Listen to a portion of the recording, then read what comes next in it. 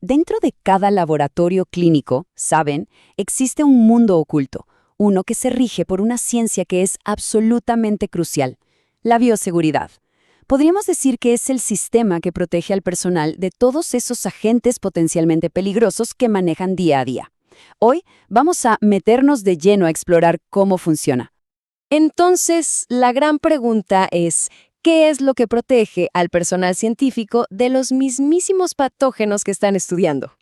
La respuesta no es una sola cosa, para nada. Es más bien un sistema fascinante de protocolos y barreras, todo diseñado para mantener a todo el mundo a salvo. Para entenderlo bien, vamos a dividir este recorrido en 5 puntos clave. Primero, vamos a definir qué es exactamente la bioseguridad. Luego, nos meteremos con la gestión del riesgo, las barreras de protección, las prácticas seguras y, para cerrar, veremos cómo todo esto termina construyendo una verdadera cultura de seguridad. Bueno, arranquemos por lo más básico. ¿Qué es la bioseguridad? Pensemos en ella como la disciplina que nos protege de todos esos riesgos que son invisibles, sí, pero muy, muy reales dentro de un laboratorio. A ver, en esencia, la bioseguridad es un conjunto de medidas para minimizar riesgos. Pero ojo, no estamos hablando solo de virus o bacterias. El concepto moderno es mucho más amplio. Incluye protección contra agentes biológicos, claro, pero también químicos y físicos. Digamos que es una visión totalmente integral de la seguridad. El corazón de la bioseguridad es, sin duda, la gestión del riesgo. Y esto es clave. No se trata de reaccionar cuando ya ocurrió un accidente, sino de anticiparlos, de evaluar y mitigar los peligros de una forma súper proactiva. Para poder gestionar el riesgo, primero hay que entender de qué se compone. Y el primer concepto es peligro. Un peligro es simplemente una fuente potencial de daño. En el laboratorio, el peligro principal suelen ser los agentes infecciosos, pero, como se imaginan, no es el único. Y a partir del peligro, entonces, surge el concepto de riesgo. El riesgo lo que hace es medir la probabilidad de que ese peligro realmente cause un daño y, algo muy importante, ¿qué tan grave sería esa consecuencia? Esta comparación lo explica perfecto. El peligro es el potencial de daño, como una sustancia química que podría explotar.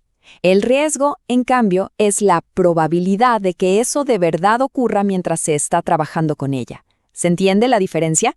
El objetivo entonces no es eliminar todos los peligros, eso sería imposible, sino gestionar y reducir el riesgo hasta un nivel que sea aceptable. ¿Y cómo se controla ese riesgo? Bueno, para eso, los laboratorios usan barreras de protección. Pensemos en ellas como múltiples capas de defensa para proteger al personal. Esto se conoce como la jerarquía de controles y está ordenada de la más a la menos eficaz. Arriba de todo están los controles de ingeniería, que son cambios físicos, como una cabina de seguridad biológica. Luego vienen los controles administrativos, que son las reglas, por ejemplo, limitar el acceso a ciertas áreas. Les sigue la estandarización de procedimientos y, ya como última línea de defensa, el equipo de protección personal.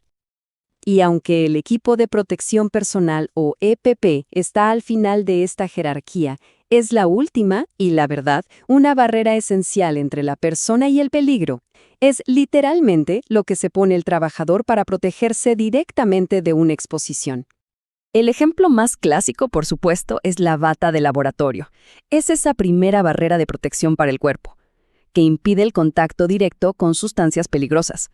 Por eso es tan importante que se use siempre cerrada y que cubra los brazos por completo. La protección ocular es, absolutamente esencial. Estas gafas de seguridad protegen contra cualquier salpicadura de materiales peligrosos que, de otra forma, podrían entrar al organismo a través de las mucosas de los ojos. Un riesgo enorme. Y finalmente, los respiradores. Estos son un escudo crucial contra los aerosoles infecciosos, y hay que tener en cuenta que muchas infecciones de laboratorio ocurren por la vía respiratoria, así que este equipo es vital cuando se trabaja con agentes que se pueden transmitir por el aire. Muy bien, pasemos ahora a ver cómo se aplican todos estos principios en la práctica del día a día. La seguridad en acción se ve en cosas como las prácticas estandarizadas y, por supuesto, en una correcta gestión de los residuos. Aquí tenemos algunas reglas que son, fundamentales. Nada de comer, beber o maquillarse, el cabello largo siempre recogido, el acceso limitado solo a personal autorizado, las puertas tienen que estar cerradas y cualquier herida en la piel bien cubierta. Son hábitos que, aunque parezcan pequeños, reducen el riesgo drásticamente. Y algo tan pero tan básico como lavarse las manos es una de las prácticas más críticas que existen. Y claro, hay una técnica correcta.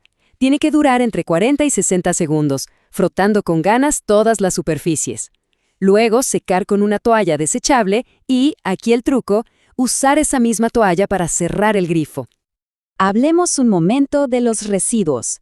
La correcta segregación de los residuos, justo en el punto donde se generan, es crítica.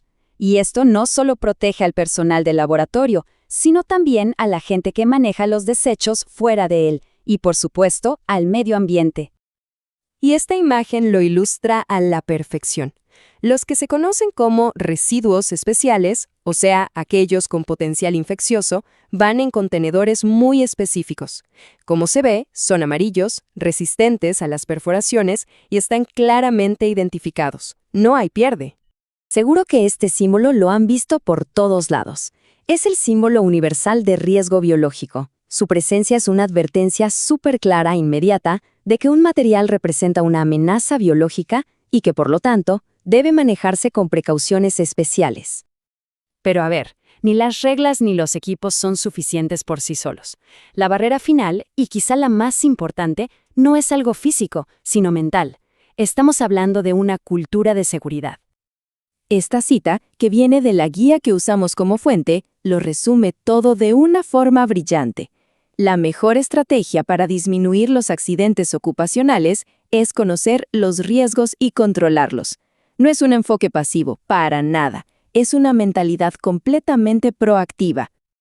Y es que esta cultura de seguridad va mucho más allá de las paredes del laboratorio.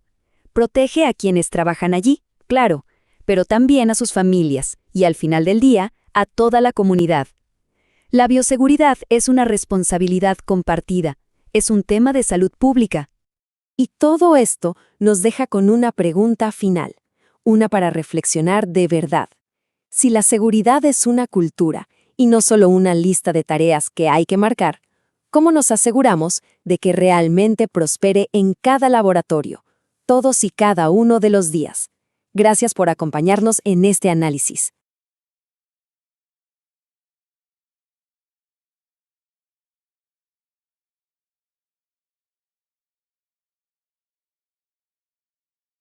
Hola.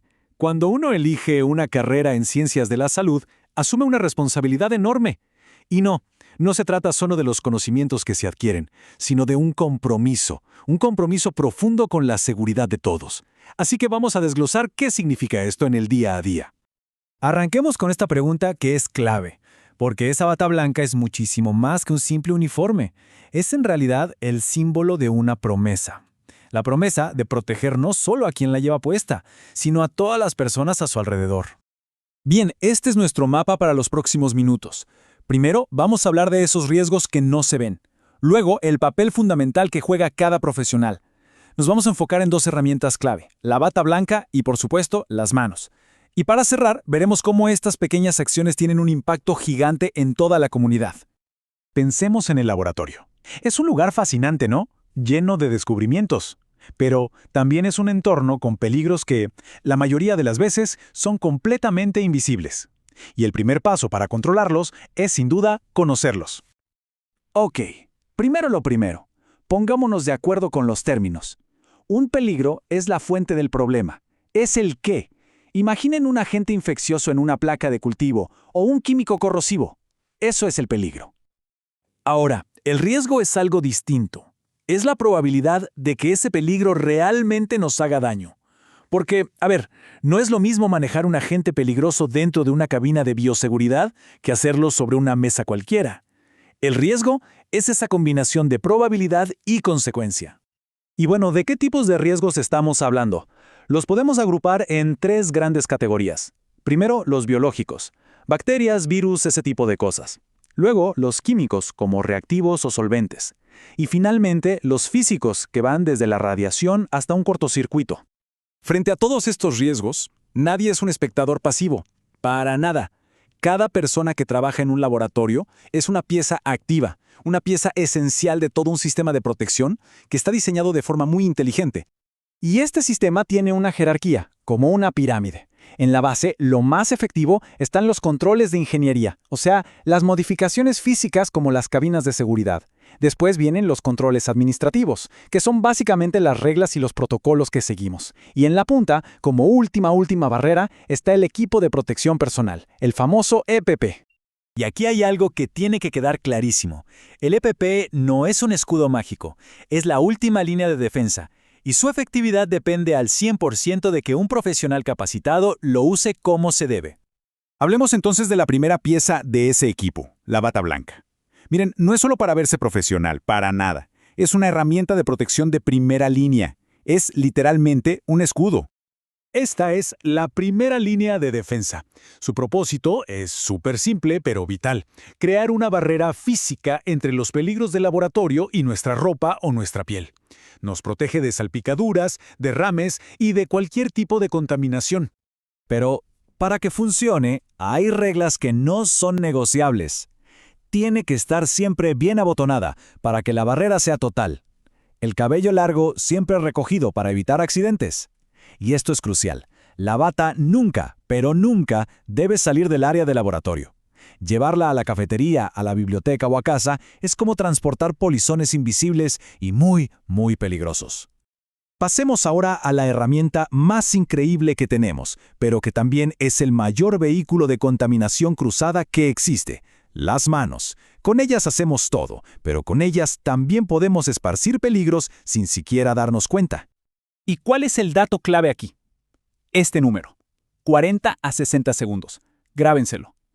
Ese es el tiempo mínimo, el mínimo indispensable para que un lavado de manos sea efectivo de verdad. Si es menos que eso, es como si no lo hubiéramos hecho bien. Y ojo, que no se trata de solo mojarse las manos, es todo un procedimiento, un ritual. Cada paso tiene su porqué: frotar cada rincón, secar con una toalla de papel y, un detalle importantísimo, usar esa misma toalla para cerrar la llave del agua. Así evitamos volver a contaminar las manos que acabamos de limpiar. Bueno, hasta ahora hablamos de la seguridad personal dentro del laboratorio. Pero la bioseguridad no se queda ahí, no termina en la puerta. Las acciones que tomamos adentro tienen un efecto dominó que se extiende mucho más allá. Y esto lo explica todo. Una simple negligencia, como salir con la bata puesta o no lavarse bien las manos, puede convertir a cualquiera en un transportador de riesgos. Los microbios no se ven, pero su impacto en la salud de los demás, vaya que sí se ve. Esta frase es perfecta, lo resume todo. Cada vez que se sigue un protocolo de bioseguridad, no solo se está protegiendo uno mismo, se está cuidando activamente la salud de los compañeros, de la familia y, en definitiva, de toda la comunidad. Es un acto de responsabilidad social. Así que, para cerrar, la pregunta no es si la bioseguridad es importante. ¡Claro que lo es! La pregunta real es: ¿qué vamos a hacer al respecto? ¿Qué pequeño hábito, qué compromiso consciente podemos adoptar desde hoy para construir un mañana más seguro para todos? La respuesta, literalmente, está en nuestras manos.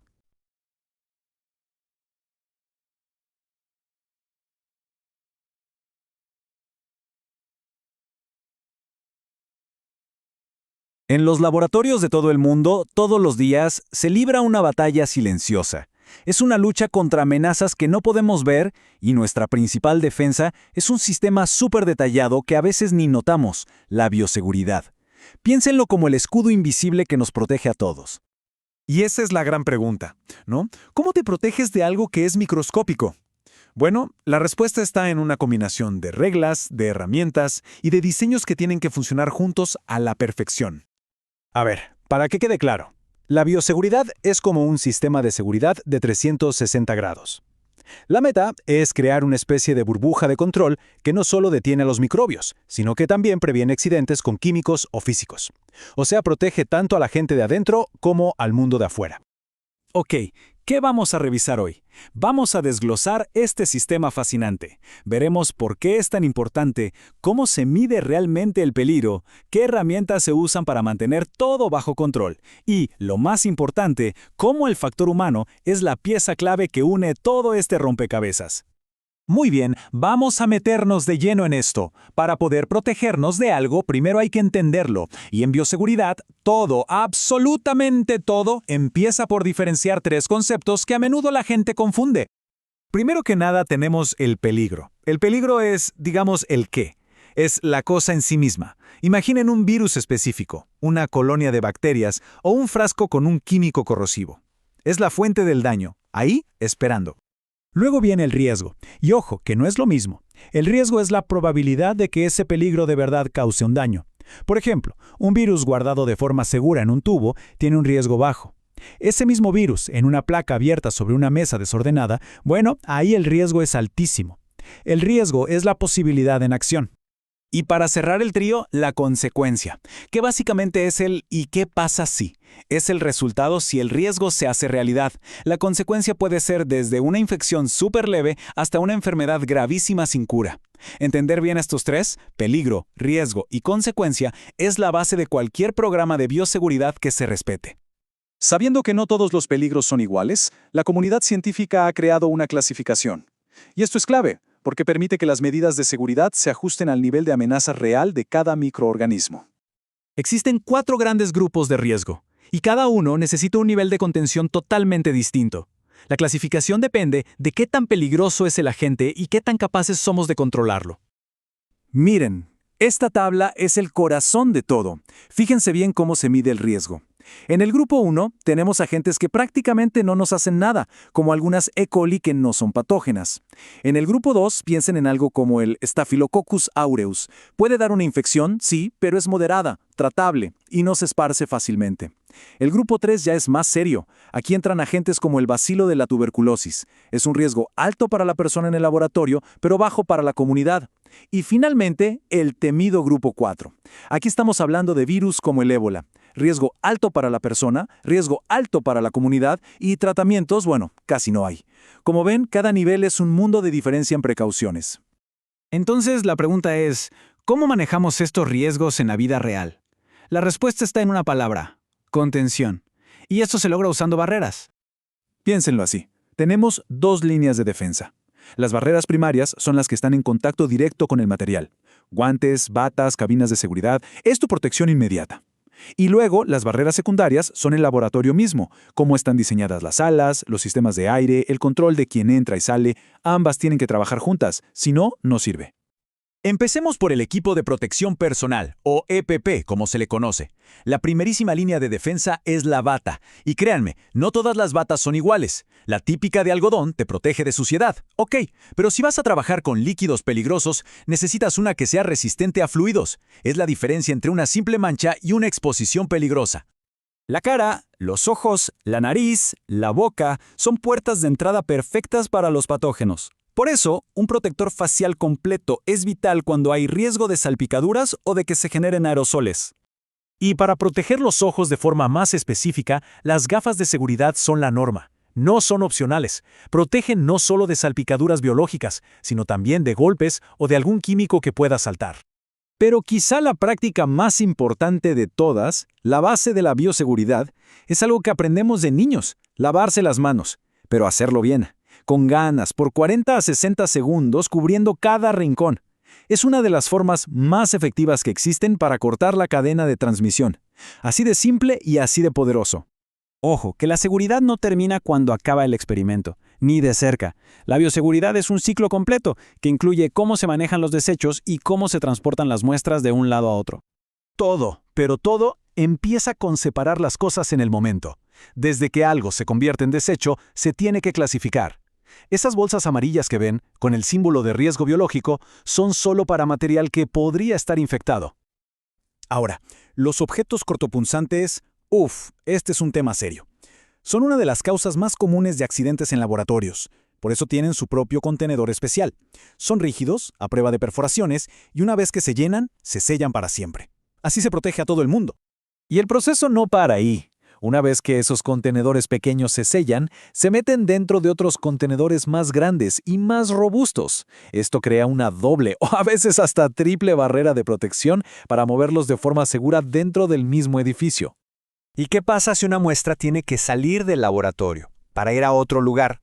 Para eso existe el sistema de triple embalaje. Es un recipiente primario que no gotea, dentro de un secundario que tampoco gotea y que tiene material absorbente, y todo eso va dentro de un empaque exterior súper rígido. Está diseñado para aguantar de todo en el transporte. Bueno, ahora vamos a hablar del componente más importante de todos. Podemos tener el mejor equipo, el laboratorio más moderno del mundo, pero nada de eso sirve sin el elemento humano. La bioseguridad de verdad no es solo seguir reglas, es una forma de pensar. El punto clave es este, y esta frase lo resume perfecto. La mejor estrategia para disminuir los accidentes ocupacionales es conocer los riesgos y controlarlos. No se trata de tener miedo, se trata de tener conocimiento, de entender el peligro, de evaluar el riesgo y de aplicar los controles correctos siempre, de forma proactiva. Y esto nos deja con una última pregunta para reflexionar. El mundo de la microbiología no se detiene, siempre hay un nuevo virus, una nueva bacteria apareciendo. La tecnología va a seguir avanzando, claro, pero la verdadera pregunta es, ¿cómo tiene que evolucionar nuestra cultura de seguridad, nuestra mentalidad, nuestros hábitos para ir siempre un paso adelante de los desafíos invisibles del futuro?